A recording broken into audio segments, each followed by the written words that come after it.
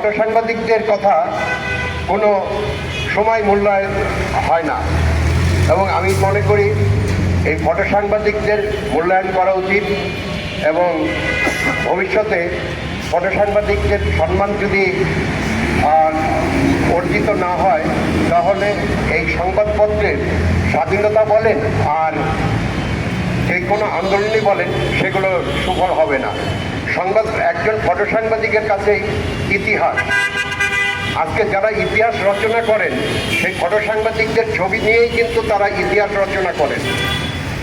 ওই কে বলে সংবাদপত্রের যে ছবিগুলো থাকে, প্রচারিত হয়, প্রকাশিত হয়, তার সেইগুলোকে দিয়েই ইতিহাস রচনা করেন আমাদের দেশের বুদ্ধিজীবী এবং লেখক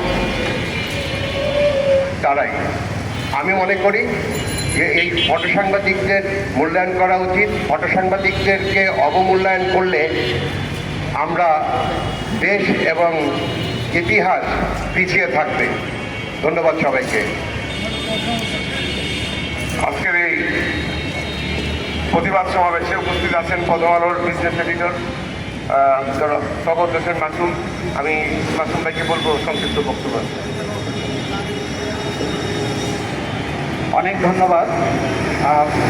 সংক্ষেপে যদি বলি যে আমরা দেখেছি যে গত 17 বছরের সময় যখন কোনো আন্দোলন দমিয়ে দেওয়ার জন্য লেলানো হয়েছিল ছাত্রলীগ বা অন্যদের, তারা সব হেলমেট পরে আসছে, কারণ তারা চেয়েছিলেন তাদের চেহারা যেন না চেনা যায়।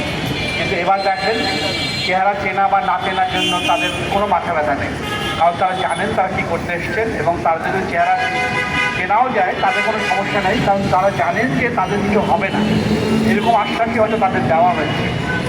সুতরাং আমরা বলতে চাই এটা সংগঠিত, পূর্ব পরিকল্পিত এবং সাংবাদিকতার উপর হামলা।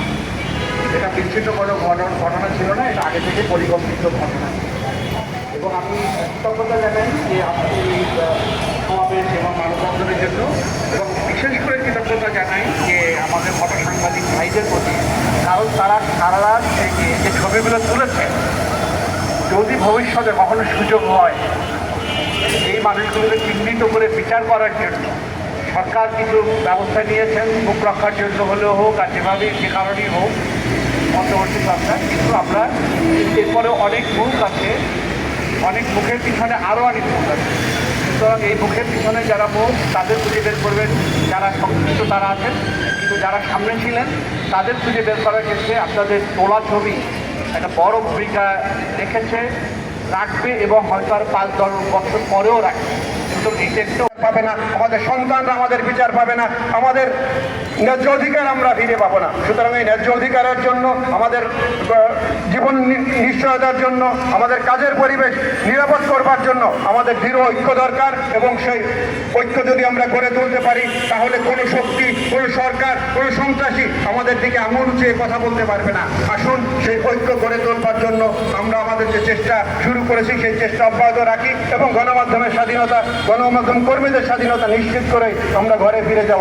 আমাদের স্বাধীনতা নিশ্চিত হওয়ার আগ পর্যন্ত যে সরকারে আসুক যাক না কেন, আমাদের কিছু যায় আসে না। আমরা আমাদের স্বাধীনতা চাই, আমাদের কাজের পরিবেশ চাই, আমাদের নিশ্চয়তা চাই।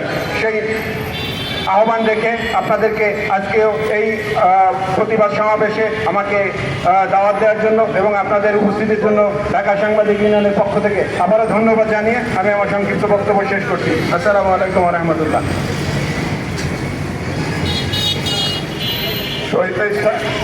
অসাধারণ বক্তব্যের জন্য ধন্যবাদ।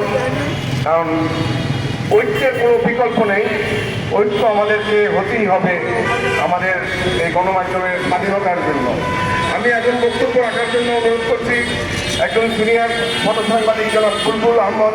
এই আন্দোলন সংগ্রামে আমাদের পাশে ছিলেন, উনি সংক্ষিপ্ত বক্তব্য রাখেন। আসসালামু আলাইকুম। গত 18 ডিসেম্বরে দৈনিক প্রথম আলো এবং ডেইলি স্টারে হামলার প্রতিবাদে আজকে আমাদের এই সংক্ষিপ্ত সমাবেশ এবং মানববন্ধন। আমরা এই ঘটনার তীব্র নিন্দা করছি এবং দোষীদের বিচারের দাবি করছি। আমরা সংবাদপত্রে যারা আমরা আছি, আমরা নিরাপত্তাহীনতায় সব সময় থাকি। আমরা স্বাধীনভাবে সংবাদপত্রের কর্ম পরিচালিত করতে পারি না। আর আরেকটা কথা বলবো, যেটি অনেকে বলেন যে একমাত্র ছাত্ররাই এই আন্দোলন করে সুফল অর্জন করেছে। প্রতিটা আন্দোলনের